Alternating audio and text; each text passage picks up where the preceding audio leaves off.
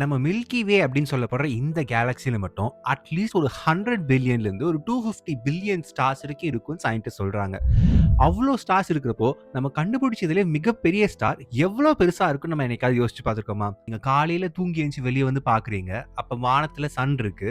But அந்த சூரியனுக்கு பதிலா நம்ம வேற ஒரு ஸ்டார், அதாவது நான் இப்ப சொல்ல போற இந்த மிகப்பெரிய ஸ்டாரை வச்சா நம்ம சோலார் சிஸ்டம் எப்படி மாறும்? ஸ்டீஃபன்சன் 218 அப்படின்னு சொல்லப்படுற இந்த ஸ்டார் தான் நாம இது வரைக்கும் கண்டுபிடிச்சதுலே ஒரு மிகப்பெரிய ஜைஜாண்டிக் ஸ்டார். ஸோ இந்த ஸ்டாரை பத்தின சில இன்ட்ரெஸ்டிங்கான ஃபேக்ட்ஸை நம்ம இந்த வீடியோல பார்க்க போறோம். So let's get started. முதல்ல நம்ம சன்னை பற்றின சில ஃபேக்ட்ஸை பார்ப்போம். அப்பதான் உங்களுக்கு விஷுவலைஸ் பண்ண முடியும் நான் சொல்ல போற இந்த ஸ்டீஃபன்சன் 218 எவ்வளோ பெருசு அப்படின்னு. நம்ம சன்னோட ரேடியஸ் பார்த்தீங்க அப்படின்னா 6,96,000 கிலோமீட்டர் இருக்குமா. ஸோ யோசிச்சுக்கோங்க. ரெண்டாவது, நம்ம சன்னோட சர்ஃபேஸ் டெம்பரேச்சர் வந்து 5770 கெல்வின்ஸ் இருக்கும்.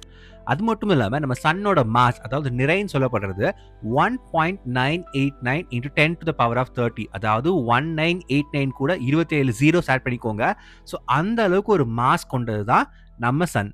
நம்ம சோலார் சிஸ்டமோட என்டையர் மாஸ்ல 99.8% வந்து நம்ம சன் மட்டுமே ஆக்குபை பண்ணிக்குது. ஸோ மிச்ச 0.2% தான் மற்ற பிளானட்ஸ், ஆஸ்ட்ராய்ட்ஸ், காமெட்ஸ் எல்லாமே. ஸ்டீஃபன்சன் 218 அப்படின்னு சொல்லப்படுற இந்த ஸ்டார் வந்து பூமியிலிருந்து 19,000 லைட் இயர்ஸ் தள்ளி இருக்கக்கூடிய கான்ஸ்டலேஷன்ஸ் கூட்டம்ல தான் இருந்துட்டு இருக்கு. இதோட ரேடியஸ் பார்த்தீங்க அப்படின்னா நம்ம சன்னை விட 2150 டைம்ஸ் பெருசா இருக்குன்னு சொல்றாங்க. நம்ம சன்னே 6.96 லேக் கிலோமீட்டர்ஸ் ரேடியஸ் வச்சிருக்கு. ஸோ அதை நீங்க 2150 மல்டிப்ளை பண்ணீங்கன்னா உங்களுக்கு எந்த நம்பர் வருதோ அதுதான் இந்த ஸ்டீஃபன்சன் 218ஓட ரேடியஸா இருந்துட்டு இருக்கு.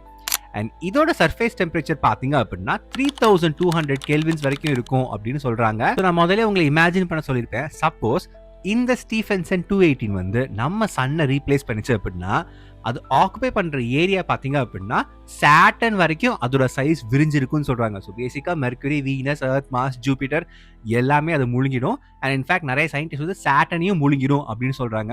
யுரேனஸ், நெப்டியூன் மட்டும்தான் இருந்துட்டு இருக்கும். அந்த அளவுக்கு ஒரு மிகப்பெரிய ஸ்டார் தான் இந்த ஸ்டீஃபன்சன் 218. இந்த ஸ்டீஃபன்சன் 218ஓட மாஸ் எவ்வளோன்னு பார்த்தீங்க அப்படின்னா நம்ம சன்னை விட ஒரு 30 to 50 டைம்ஸ் அதிகமாக இருக்கும்னு சொல்கிறாங்க. ஸோ அப்போ நீங்களே கணக்கு போட்டுக்கோங்க எவ்வளோ பெருசாக இருந்துட்டு இருக்கோம் அப்படின்னு. ஒரு சின்ன சாம்பிள் சொல்கிறேன். நம்ம லைட்டோட ஸ்பீட் வந்து ஒரு செகண்டுக்கு கிட்டத்தட்ட 3 லேக் கிலோமீட்டர்ஸ் போகும். இந்த லைட்டுக்கு நம்ம சூரியனை சுற்றி வர்றதுக்கு வெறும் 14.5 செகண்ட்ஸ் தான் ஆகுது. பட் இந்த ஸ்டீஃபன்சன் 218 அப்படின்ற இந்த ஸ்டாரை ஒரு லைட் பார்ட்டிகல் அந்த ஸ்பீட்ல போறப்போ அதுக்கு தேவைப்படுற டைம் வந்து கிட்டத்தட்ட 9.5 ஹவர்ஸ். அப்ப நீங்களே இமேஜின் பண்ணிக்கோங்க இது எவ்வளவு பெருசா நம்ம நைட் ஸ்கைல இருந்துட்டு இருக்கோம் அப்படின்னு. நான் ஆல்ரெடி சொன்ன மாதிரி இந்த ஸ்டீஃபன்சன் 218ஓட சர்ஃபேஸ் டெம்பரேச்சர் வந்து 3200 கெல்வின்ஸ், விச் இஸ் நம்ம சூரியனை விட கிட்டத்தட்ட ஒரு 2000 கெல்வின்ஸ் கம்மியாக தான் இருக்கும். ஸோ நேச்சுரலாக உங்களுக்கு தோன்ற கொஸ்டின் என்னன்னா, இவ்வளோ பெரிய ஸ்டார் இவ்வளோ எனர்ஜியை அவுட்புட் பண்ணிட்டு இருக்கு, பட் ஏன் இதோட டெம்பரேச்சர் வந்து கம்மியாக இருக்கு அப்படின்றது தான். அதோட ஆன்சரே பார்த்தீங்க அப்படின்னா அதோட சர்ஃபேஸ் ஏரியா தான். இந்த ஸ்டார் இவ்வளோ பெருசாக இருக்கிறதுனால அது எவ்வளோ தான் எனர்ஜி அவுட்புட் பண்ணாலும் அதோட சர்ஃபேஸ் ஏரியா ஈவனாக அதை டிஸ்ட்ரிபியூட் பண்ணிடுது. ஸோ அதனால தான் அதோட டெம்பரேச்சர் வந்து 3200 கெல்வின்ஸ் இருந்துட்டு இருக்கு.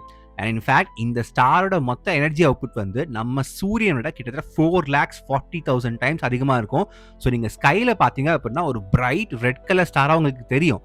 பட் அது அவ்வளோ பெருசாக இருக்கிறதுனால அதோட சர்ஃபேஸ் ஏரியா ரொம்ப அதிகமாக இருக்கு. ஸோ அந்த எனர்ஜி வந்து ஈக்குவலாக டிஸ்ட்ரிபியூட் ஆயிருது. அதனால தான் அதோட டெம்பரேச்சர் கம்மியாக இருக்கிற மாதிரி நமக்கு தெரியுது. அண்ட் ஃபைனலி அதோட கலர், நான் ஆல்ரெடி சொன்ன மாதிரி இது ஒரு ரெட்டிஷ் ப்ரௌன் ஸ்டார். ஏன் அப்படின்னு கேட்டிங்கன்னா அதோட கோரில் இருக்கிற ஹைட்ரஜன் ஃபியூவல் வந்து அது ரொம்ப ஃபாஸ்ட்டாக பேர்ன் பண்ணிட்டு இருக்கு. இந்த ஹைட்ரஜன் ஃபியூவல் பேர்ன் ஆகி கம்பைன் ஆகிறப்போ இது ஹையர் எலமெண்ட்ஸை ஃபார்ம் பண்ண ஆரம்பிச்சிடும். ஸோ பேசிக்காக லித்தியம், பெரிலியம், கார்பன் அப்படின்ற ஹையர் எலமெண்ட்ஸ் ஃபார்ம் ஆகிறதுனால அதோட கோர் சுருங்கி சுருங்கி அதோட சர்ஃபேஸ் ஏரியா ஊதிட்டே இருக்கும். அதனால தான் உங்களுக்கு அது இவ்வளோ பெருசாக தெரியுது. ஸோ இதனால தான் இந்த ஸ்டீஃபன்சன் 218 வந்து ஒரு ரெட் ஜாயிண்ட் அப்படின்னு சொல்கிறாங்க. அண்ட் இந்த ஸ்டார் வந்து அதோட லைஃப் சைக்கிளோட எண்டை நெருங்கிட்டு இருக்கு. ஸோ அதனால தான் அது பெருசாக ஊதி போயிட்டு இருக்கு.